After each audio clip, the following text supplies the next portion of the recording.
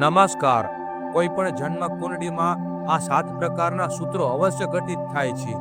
જન્મ કુંડળીમાં લગ્ન પર અર્થાત પહેલા ભાવ પર મંગળની દ્રષ્ટિ છે તો એ જાતકના ચહેરા પર તલ અવશ્ય હોય છે. જન્મ કુંડળીમાં બુધ મજબૂત હોય એ જાતકનો સ્વભાવ મજાકિયો હોય છે. જન્મ કુંડળીમાં બુધ અને રાહુની યુતિ મિથુન અથવા કન્યા રાશિમાં હોય એ જાતક મોટા બિઝનેસમેન હોય છે.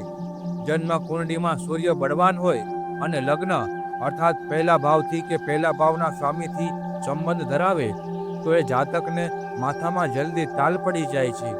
જન્મ કુંડળીમાં શનિ અને ચંદ્રની યુતિ હોય એ જાતક ભાવુક હોય છે. જન્મ કુંડળીમાં શુક્રની મહાદશા ચાલતી હોય તે જાતક સુંદર અને આકર્ષક દેખાવા લાગે છે. જન્મ કુંડળીમાં રાહુ બીજા, 5મા, 8મા કે 11મા ભાવમાં હોય તો અચાનક ધનલાભ કરાવે છે અને રાહુ 6ઠ્ઠા કે 12મા ભાવમાં હોય તો અચાનક કર્જ વધી જતું હોય છે.